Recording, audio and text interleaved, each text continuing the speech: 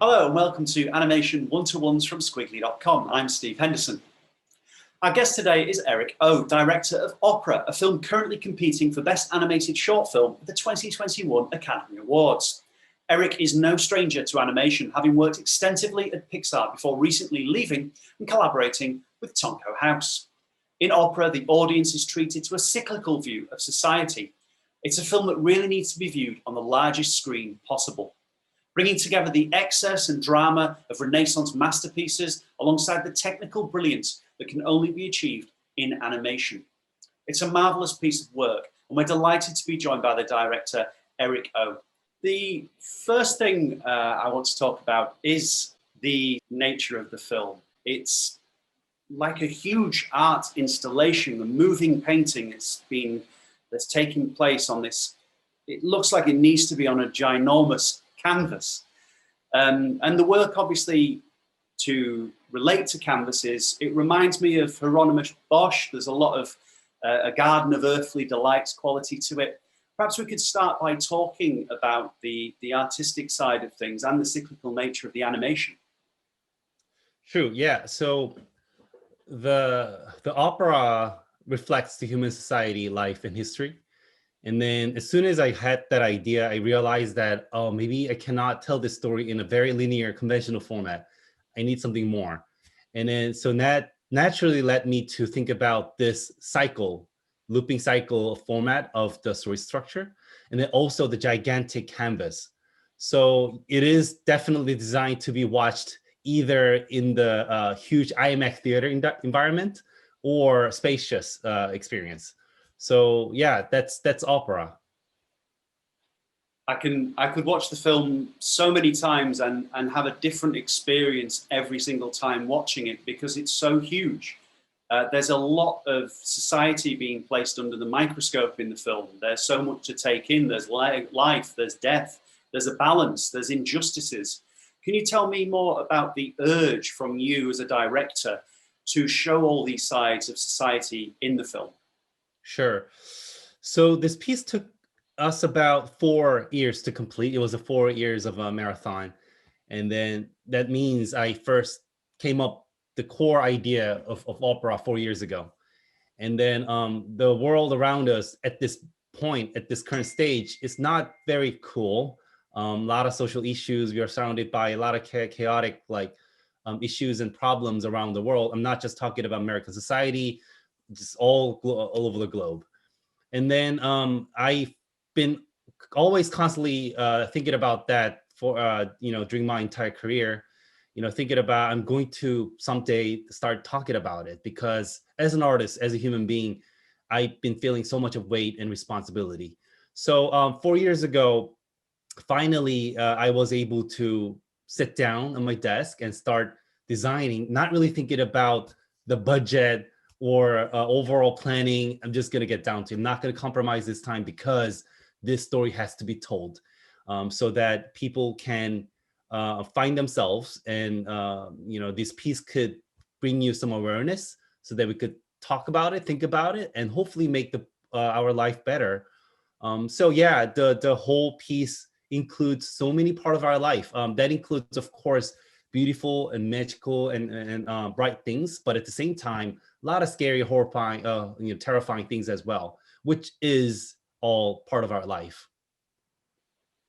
Absolutely, and beautifully portrayed through characters in the film. You can point to certain characters that are kind of, from my point of view as a viewer, they are highlighting injustices. So you have the king, you have the scribe, you have various executioners, interestingly, killing people who are different or that may show signs of diversity and things like that. And then the servants that are running around. Perhaps we could talk a little bit about what the characters represent. Well, so one of the interesting features and things about opera is that we don't have one main character. It's either everybody is the main character or none of them is the main character. And that's how I actually view our human society as well. Like, who does really lead just one singular story of humanity, right? So as a whole, I love to call the characters as main characters. So there are some still individuals, as you said. There are kings and there are prisoners, and there are people who are worshiping the gods, and there are huge fish. But one of the things I love to point out is that I really wanted to blur the boundaries between good and evil, or good or right. So, for example, some of the characters who get abused and executed just because they are different. Of course, that's the wrong thing. But the problem is, I'm not also standing on their side as well. Like, how I'm doing this is that they sneak out and they become terrorists, and they do the same thing to the people who've been doing that to them as well. So this kind of like vicious cycle of like two sides or multiple sides doing the same thing to one another, that's what I wanted to objectively, hopefully, reflect, our life, part of our society. Very well put as well in the film. I can't go by without, you've mentioned it, the giant fish. Right. Fish are prominent throughout your work, throughout your illustration, and throughout your previous films as well. I've got to ask. What's fish? Yeah. So, usually you're totally right. Thank you for, pointing that out, because I use a lot of symbolisms and like objects, and there's my own go-to object as well, such as fish. And also some poops too. I use a lot of poops as well, just for fun. But fish here stands for Mother Nature. So one of the things I also wanted to touch upon through opera was pollution, and how we are destroying this nature, and nature is sort of striking us back. I truly believe that this coronavirus, COVID-19, is sort of a message from the Mother Nature as well. But it's heartbreaking to see how the nature is getting destroyed because our selfish human being. And then, so here in the world of opera, the entire time, all the people living in this world of opera feed themselves by eating this huge, gigantic whale, the fish. So fish in the morning, fresh, newborn fish, but by the end of the sun setting nighttime, it's just nothing but bones, right? So and then the greed and this wrong desire gets into the climax where people start killing each other in the war. And then that's when the all the crazy things happening all at once, all like things lining up, and that's when actually the new whale, the fish, comes out of the pond and eat everyone up. So that stands for natural disaster. And then what's interesting is when sun comes up again, as if nothing ever happened, people put the fish in the fridge and they start eating them up. So ironically, Mother Nature and people are eating each other up day and night, like this vicious cycle. I'm glad I asked. So how was the film made? I presume traditional 2D animation was involved, but it must have been very difficult to keep on top of all the connections. I think I spotted a few tricks here and there and places where there would have been overlaps. That's the animation nerd in me, I must apologize. But it looked like a monumental task to accomplish, and it's a great achievement. Thank you. So surprisingly, we didn't use any high-end, high technology on this. The way the opera came to world was really by traditional 2D animation. So of course, everything was done in digital, but everything you saw from the screen is all hand painted, like by artists. So none of them is CG generated.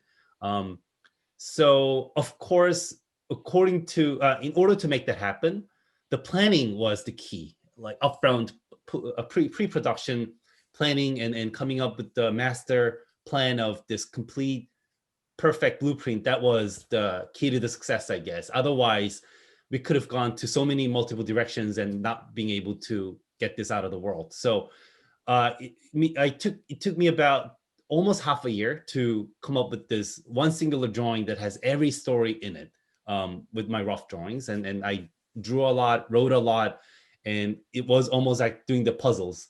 We have this section vignette over here, and this gonna impact this area. oh, actually, no, it doesn't make sense. This has to stay over here. Oh, maybe entire left and right should play, and then have it up and down. So my first attempt was to come up with the list of the stories I'd love to tell.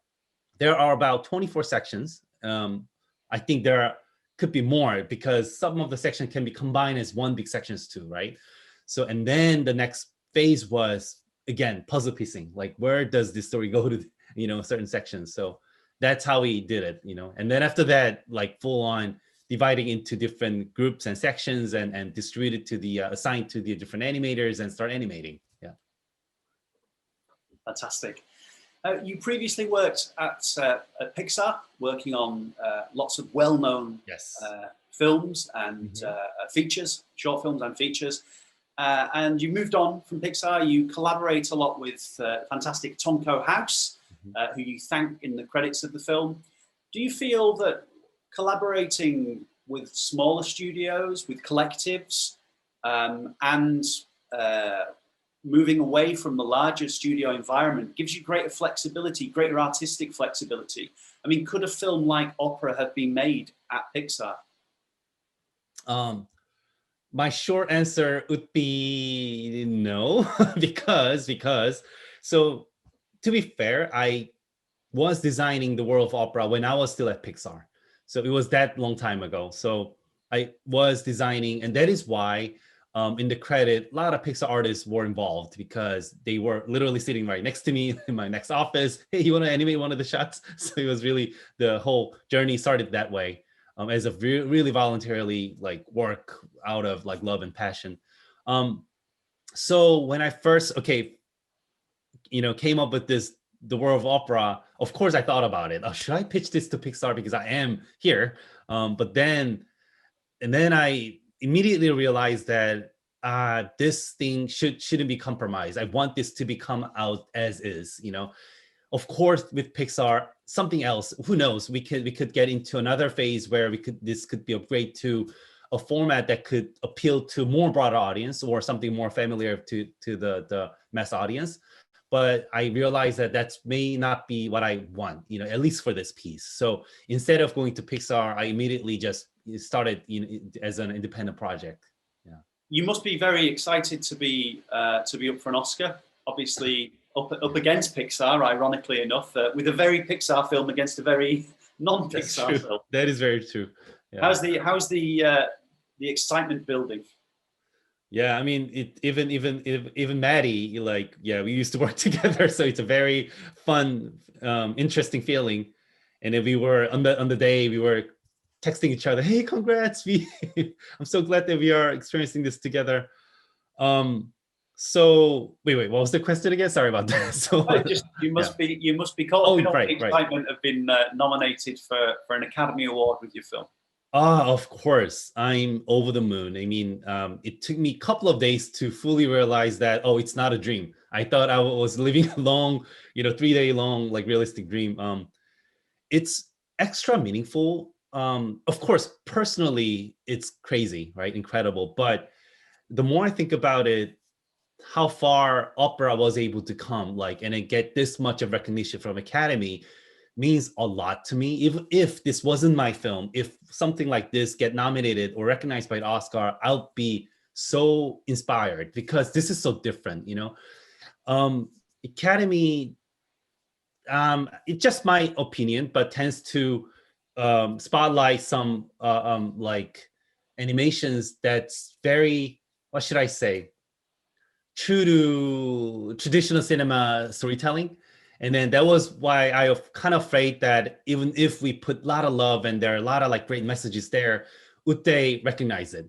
But they actually did. So that really made me think, I was the one who was kept in my stereotype type, towards Academy. They were much more open-minded. So, and then I think this could be a very positive impact to both creators and also the audience, because for creators, they will be much more encouraged and inspired to try more things, and then challenge ourselves to try new things, thinking out of the box, and push more of this beautiful medium of animation. Animation shouldn't be just that way. It could be much more potentials. It could be many more different forms. And on the other hand, even the audience as well. Audience, maybe, I'm talking about general audience out there, may be so familiar with Disney and Pixar and DreamWorks and all those beautiful animation, of course, but that's not the only way. There could be much more, many more open ways to experience animation. So yeah, hopefully this could, again, give some nice message to the people out there and into the industry. Fingers well and truly crossed. Yeah. So you're now working through Tonko House.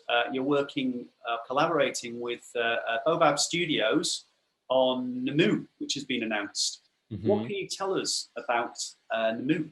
So basically, opera was completed almost a year ago because the opera was first premiered in Hiroshima Animation Festival last summer. So prior to a couple of months, we had to just get the film done. So as soon as the opera was done, I moved on to my next project, Namoo, which is a VR project. It was my first VR project, and I've been actually interested in using VR for a long, long time. As soon as VR became a hot potato, I want to tell something through that amazing medium of VR.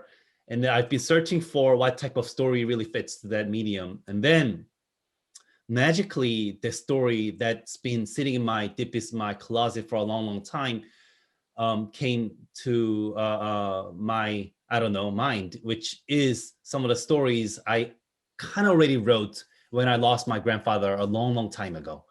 So it is not exactly the story about my grandfather, but the story inspired my my grandfather's passing. When my grandfather was gone, that really got me thinking a lot about meaning of life. Where do we come from? Where do we go? What's really the purpose and meaning of life? So I came up with this idea of following the footstep of this one character from a birth to the last chapter of his life, and he's actually growing his own tree. But this tree isn't just a typical tree. It is a tree of memory, tree of all the objects, and your memories get hung on this tree and becomes your tree. So that's the concept. And then because the idea should be very spiritual journey, I thought just the way I thought about opera shouldn't be just locked up in this, monitor or the screen. It should be much more spatial experience. I thought the same thing to Namoo as well. The audience should be part of this story. You should be sitting when it rains. You should be underneath the rain as well. When the thunderstorm comes, you should be in the center of thunderstorm too. And then it will give you a whole other storytelling experience too. So that's Namoo. It went a little long. Yeah, I was thankfully was able to collaborate with Baobab Studios, who are one of the best VR studios in the world. So I pitched this story to Marine and the head of the Eric Darnell, and then they bought up this idea and let's do it together. So that happened last year, and then it just got finished early this year, and it was able to be premiered in Sundance, thankfully this January. So yeah, that's Namoo. Fantastic. And so what's next? So currently, and then again, Namoo, as soon as Namoo was done, moved on to the next project, which is back to my family, Tonko House, Dyson Robert, and all those folks. And Tonko House, I really think of them as my family. And then I've been sort of like, in and out a couple of times. And I'm considering myself as a part-time director at Tonko House now. So basically, Dice Sumi, he's working on this wonderful Netflix show called Oni that has been announced publicly. It's a story inspired by Japanese folktale and inspired by Dice's personal his life and also his experience with his himself as a son and himself as a father. He's a father of a 10-year-old or something, 5 years. I don't know. I'm losing track. So it's a beautiful story. It's a father and daughter story. I don't think I can spoil too much about the synopsis through this, but so Dice is the showrunner. He's the main creator of the entire show, and I'm one of the episode directors. So I'm helping Dice to tell this story of father and daughter. Yeah. Fantastic. It's great to see Tonko House grow so much. We first covered them when they first started. We interviewed them when they were literally sticking the paneling up on the wall in their first studio. So it's delightful to hear that they're flourishing and doing such amazing work. Obviously, a couple of years ago, you gave them a crystal Yes, on yes. the Dam Keeper Tales at Annecy. So back to opera. You can watch the film many times and have a different experience each time you watch opera by following different stories, different sections. But as a director, what do you want people to take away from the film? Very important question. Thank you for asking. So the piece of opera could come across as very depressing piece, honestly. There are not, instead of like more prominent things that could come to, I don't know, grab audience's attention, could be some of the dark things, even though. But what I'm trying to do is actually to help the audience to find some hopeful messages by themselves. So I don't think this is spoon feeding the message of hope, but by reflecting and showing like our life and showing, help us witness the reflection of who we are. I wish audience could ask ourselves and themselves about, oh, that's who we are. Like, where are we? Where do we go? Like, are we really learning from the past? Aren't we stuck in this like cycle? How can we get out of here? How can we move forward? How can we make our life better? So that's really hopefully, a message I love to convey through the world of opera. Fantastic. Erick Oh, thank you very much for talking to Skwigly today. And thank you for sharing so much insight into your work and your film Opera. Thank you so much for having me. Thank you. If you'd like to see more from Erick Oh, you can do so on his website, ericko.com. Eric's also available on Instagram, Facebook and Twitter. Opera is currently screening alongside the other Oscar-nominated shorts for a very limited period and in limited regions over at shorts.tv/theoscarsshorts. Don't forget to follow Skwigly on Instagram, Facebook and Twitter. Like and subscribe our YouTube channel for more animation videos. And for the latest news, reviews, interviews and podcasts from the world of animation, head over to skwigly.com.